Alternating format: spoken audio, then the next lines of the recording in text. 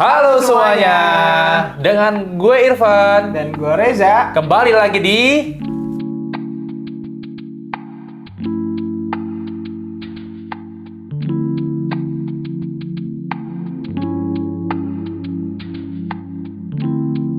Oke Kak Reza, lu pernah gak sih beli barang black market? Wih, mantep nih pembahasannya nih. Kita ngomongin black market kali ya. Pernah nggak gue beli black market? Mungkin sejauh yang gue inget, kayaknya gue belum pernah deh. Kayaknya ya. Seingat gue nggak pernah sih gue beli black Oke, market. berarti kita akan ngebahas mengenai barang black market ya. Oke, Menarik, jadi menarik. gue akan ada beberapa pertanyaan buat Kak Reza. Ya, Oke, apa yang dimaksud dengan black market dan bagaimana suatu barang bisa disebut dengan black market? oke. Jadi buat teman-teman yang belum tahu nih, menurut Tempo.co, Mhm. jadi dalam dunia bisnis ini black market dapat diartikan sebagai pasar gelap. Pasar gelap. Ya, betul sekali. Pasar gelap atau pasar ilegal. Wih, Kayak gitu. Nah, kenapa sih barang tersebut bisa disebut sebagai barang black market atau suatu barang bisa disebut barang black market? Karena ekonomi gelap atau pasar gelap ini pastinya dilakukan di luar hukum. wow, bahaya banget ya. Di Jadi luar dari hukum iya, berarti. di luar hukum dan pastinya tidak mengikuti sistem atau peraturan perundang-undangan yang sudah ditetapkan. Wow, Makanya bisa dikatakan barang tersebut itu barang black market. jadi gitu ya black market. Tuh teman-teman tuh, hati-hati sama barang-barang yang seperti black market ya. Oke, pertanyaan selanjutnya adalah kenapa bisa adanya black market? Jadi barang black market ini banyak banget seringkali orang itu pengennya itu barang-barang yang murah tapi bermerek. Murah bermerek. Iya. Oke. Nah, murah dan bermerek ini Hah? nimbulin 3 pemicu nih. 3 pemicu Iya, 3 pemicu yang menyebabkan akhirnya ada nih black market. adanya black market. Oke. Karena adanya pajak atau bea cukai yang dipungut oleh pemerintah.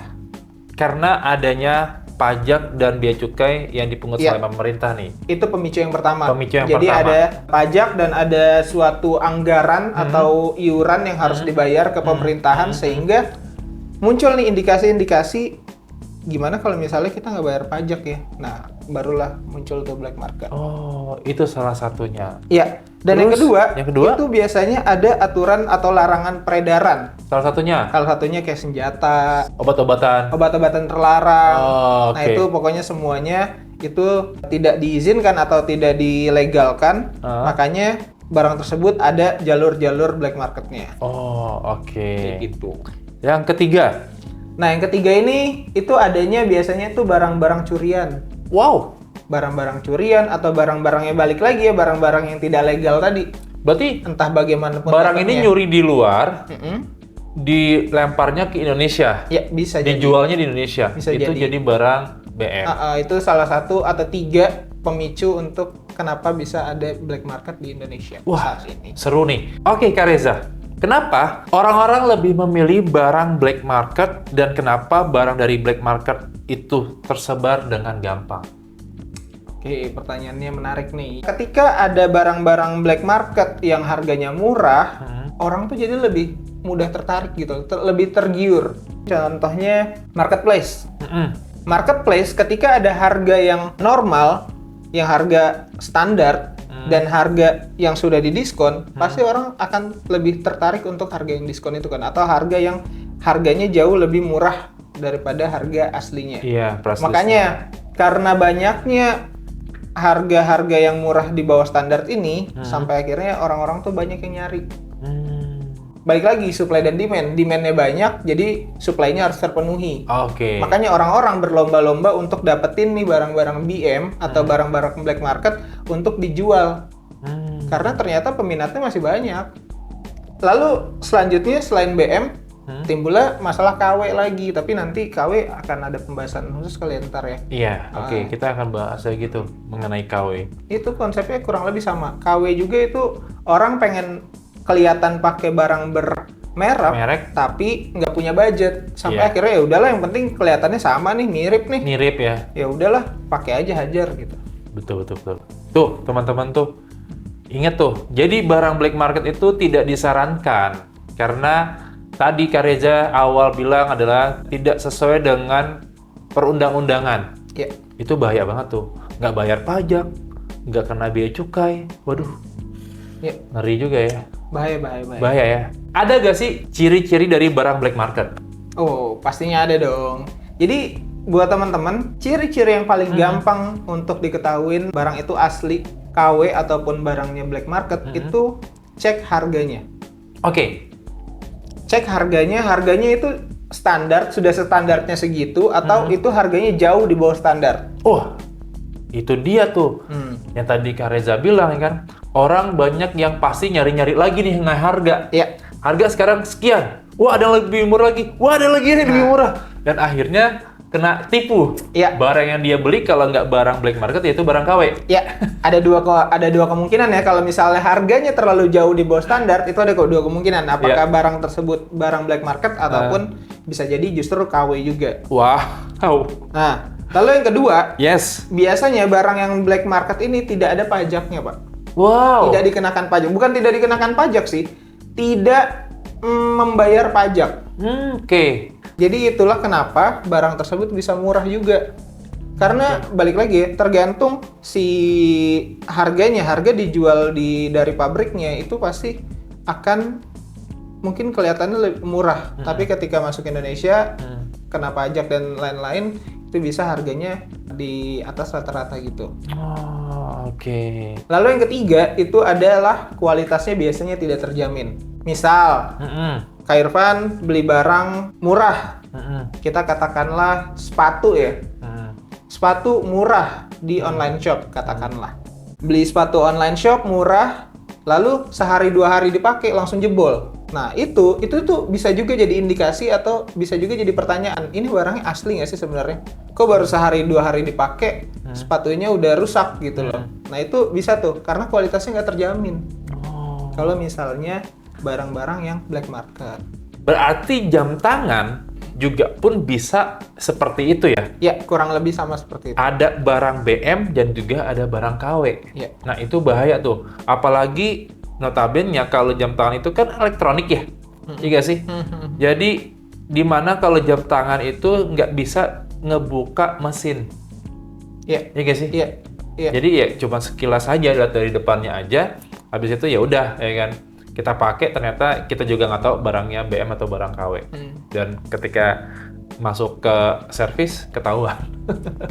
Iya, jadi ya pastinya kalau kita beli sebuah jam tangan, katakan jam tangan, kita tuh nggak bisa ngelihat dalamnya sebetulnya yang kata Kak Irfan tadi bilang ya. Jadi kita tuh cuma bisa ngelihat fisik luarnya aja. Betul. Jadi ketika dalamnya mungkin sudah diganti atau sudah hasil servisan atau hasil apapun, kita tuh nggak pernah tahu. Yang kita tahu ya barangnya kayak gini, kita pakai tiba-tiba rusak. Nah itu tuh yang kadang jadi masalah.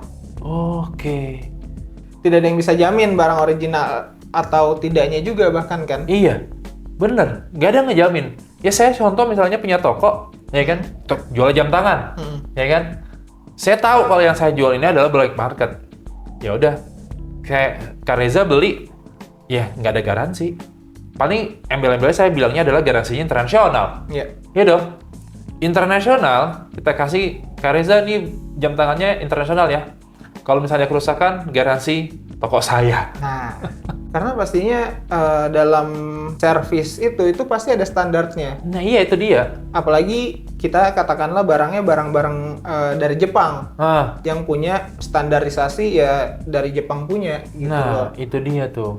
Kadang kalau misalnya nggak sesuai Jepang itu pasti nggak akan bener lagi tuh jamnya atau barangnya. Itu betul tuh. Nah teman-teman tuh bahaya ya. Coba lebih bijak untuk membeli suatu barang. Ya. Iya nggak sih? Lebih bijak. Terus kalau ada yang murah atau BM, kenapa harus beli yang mahal atau original official? Memang bahaya kalau kita cuek sama barang BM. Berarti harus belinya jam tangannya itu yang original dan garansinya itu jelas. Makanya belinya harus di official dan bergaransi resmi. Nah, itu dia. Jadi kenapa kita harus beli barang yang official, yang mahal, kalau misalnya ada yang murah atau BM? Oke. Dan bahaya nggak? Jawabannya bahaya. Oh, Oke, bahayanya buat siapa? Bahayanya itu buat penjual ataupun pembelinya juga. Dan yang paling bahaya ini adalah mengurangi pendapatan dari negara tersebut. Mengurangi pendapatan negara. Iya, karena balik lagi ya, semua barang yang kena pajak ataupun layanan yang dikenakan pajak itu pastinya pajak tersebut untuk membiayai atau membangun suatu negara. Infrastruktur, apa sih namanya? Macam-macam lah ya. Gizi segala macam. Oh, oke. Itu semuanya hasil dari bayar pajak. Sebenarnya black market itu tidak mempunyai izin yang sah dari kantor bea cukai. Dan apabila dari sebuah distributor yang berkedok black market, bisa dikenakan sanksi. Oh, berarti ada sanksinya nih? Ya, betul. Sanksinya sebagai tuduhan penadah, yang dimana diatur dalam pasal 480 Kitab Undang-Undang Hukum Pidana atau KUHP. Wow. Kayak gitu. Bahaya ya. Dampaknya apa aja? Dampaknya itu ada 3 sebenarnya. Oh, dampaknya ada 3 nih. Apa aja tuh Kak Reza dampaknya? Pemerintah itu pastinya akan kehilangan pendapatan. Terus yang kedua itu pastinya akan menimbulkan kerugian buat industri yang legal atau yang sesuai dengan hukum. Hanya terpengaruh karena harganya murah. Oke. Makanya yang dirugikan siapa? Yang dirugikan itu adalah perusahaan legalnya tersebut. Oke.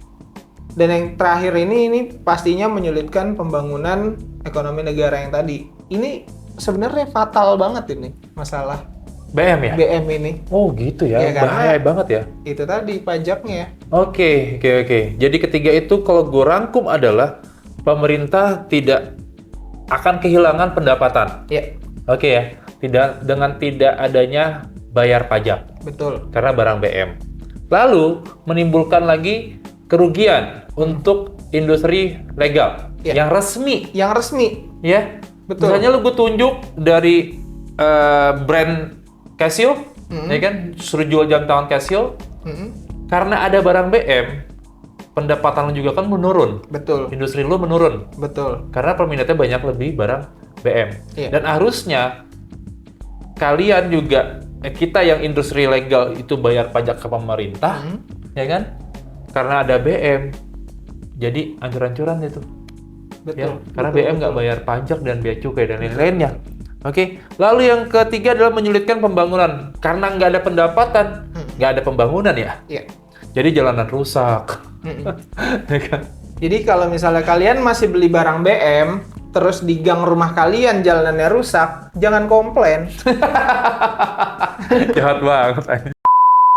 Tapi emangnya ada ya hukum yang melarang tentang perdagangan black market di Indonesia, Kak Reza? Nah, jadi berdasarkan pasal 112 ayat 1 dan 2 Undang-Undang Nomor 17 Tahun 2006 tentang kepabeanan, jadi ancaman hukuman itu bisa dikenakan bagi siapa saja itu untuk yang memenuhi salah satu kriteria tersebut nih. Jadi buat orang yang mengangkut barang impor tapi tidak tercantum di dalam manifest, Waduh. membongkar barang impor di luar kawasan pabean atau tempat lain tanpa izin, membongkar barang impor yang tidak tercantum, membongkar atau menimbun barang impor, menyembunyikan barang impor dan melawan hukum, mengeluarkan barang impor yang belum diselesaikan kewajiban pabeannya atau pajaknya dari kawasan pabean atau dari tempat penimbunan, berikat dan dari tempat lain di bawah pengawasan pabean tanpa persetujuan pejabat bea dan cukai yang mengakibatkan tidak terpenuhinya pungutan negara berdasarkan undang-undang ini. Oke. Apakah sanksi hukum terhadap pelaku usaha di pasar gelap itu ada? Dan ada itu seperti apa? Oke, nah tadi kriterianya seperti itu. Jadi kalau ada salah satu orang atau suatu instansi yang melakukan atau sesuai dengan kriteria tersebut, itu bisa saja dikenakan pasal 102 UU Kepabeanan menyatakan seorang dipidana karena melakukan penyelundupan di bidang impor dengan pidana penjara paling singkat 1 tahun. Wow. Dan pidana penjara paling lama 10 tahun. Dengan pidana denda paling sedikit banget itu 50 juta rupiah. Dan paling banyak itu bisa sampai 5 miliar rupiah. Wow, 5 miliar. Ya. Cuma gara-gara barang BM kenanya jadi 5 miliar ya? Ya. Mendingan lu bayar aja selesai. Iya nggak sih?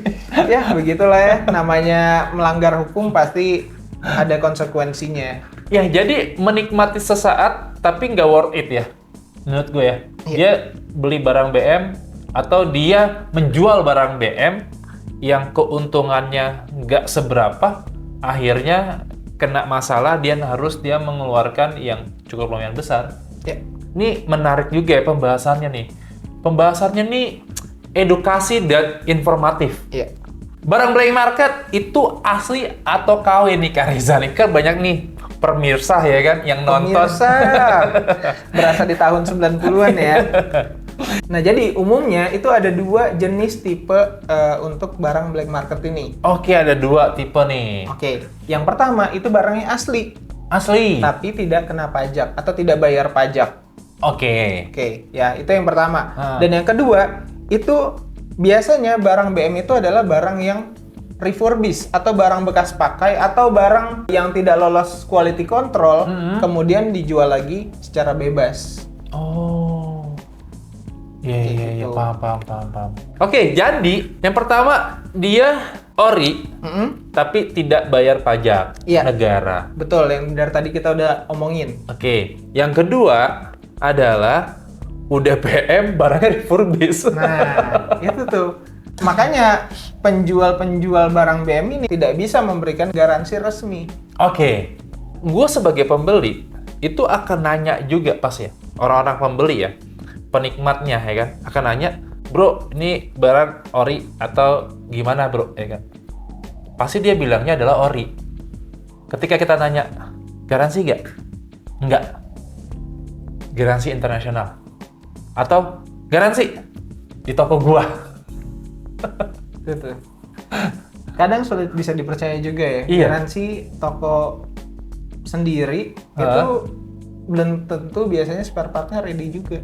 Nah, Jadi pentingnya beli barang official adalah produknya itu dijamin kualitas, keaslian, semua-muanya itu 1000%, Pak.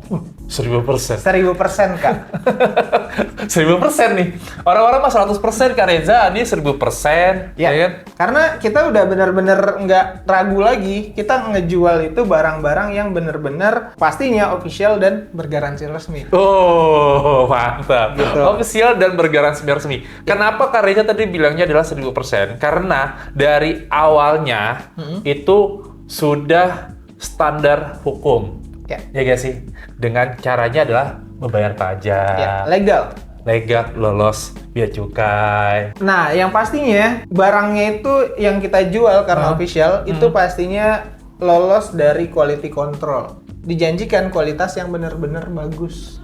Makanya ada tuh kata-kata atau tagline itu yang orang-orang bilang adalah ada harga, ada kualitas. Ya, betul. Gitu. Karena semuanya itu sudah dilakukan proses quality control untuk menjaga kualitasnya tetap terjaga. Oke. Nah, tadi kan produknya sudah dilindungi dengan quality control atau sudah diawasi dengan quality control dan lolos.